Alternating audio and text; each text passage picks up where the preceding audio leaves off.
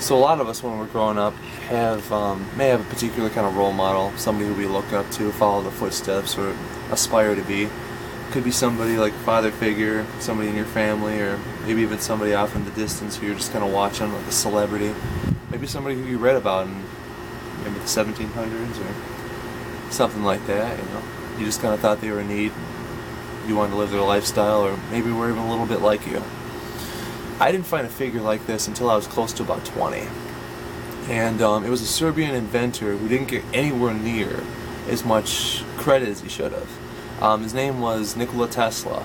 And a lot of you might know his name, but the problem is a lot of you probably don't know his name. And it's really messed up because he was responsible for half the amount of gadgets, like the cool stuff that we have. And not single-handedly, like a lot of his inventions or discoveries were led by other inventors, but the coolest thing about him is he had this huge abundance mentality. He wasn't afraid if other inventors took his stuff and ran with it. Matter of fact, he encouraged it.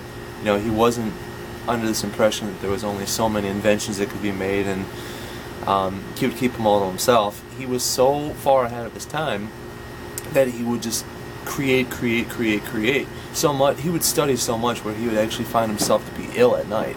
He almost died twice from sickness, and he almost drowned. I think he drowned only once, or almost drowned.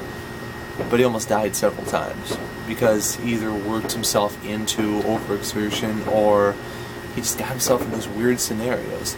He was very eccentric in a way. He actually jumped off a roof one time with an umbrella to see if he could glide down, and obviously he fell down and possibly broke a couple bones, but what he proved and demonstrated was that he had a fearless commitment to wanting to see if, to learn and to try to figure out how this world is, and so many things fascinated him. He kind of used like a compounding method, or all his information was just so compounded. And what do I mean by that? What I mean by that is he learned so much about things that a certain number of people only knew about, and then a lot of another topic that only a couple people learned about, and then he was able to take those connections and then make them into something just grand and amazing that nobody else understood, because he understood so much about so many different things that he was able to connect them in ways that people couldn't do. He was in a way literally irreplaceable, at least for his time. People still to this day still strive to try to create inventions that he was talking about, and I can talk about Tesla's inventions left and right, but one of the biggest things was he wanted to create a kind of magnification system where energy could be transferred all around the world, and it accelerated the amount of output versus the amount of input. So essentially it's free energy. He was creating more energy from the atmosphere to make it utilized, or to be utilized by people. It's super incredible. To this day you don't hear about people talking about free energy, and if you study it, you'll find more people than not talking about how it's a hoax, how it's not real, stuff like that. It's kind of a cool little thing, but when you really study his life and you really follow the kind of studies that he was going with, you start figuring out, wow, he was really onto something. One of the most important things about Tesla was that he had this innate ability to visualize. When he was really young, about 6 years old, he didn't get out too much. He would sit in his room and he would just fantasize about going to far off places, meeting people, so much that he would have like faces and people who he would always meet up with, and freaking dog or something outside. Jesus. Let me take this over here.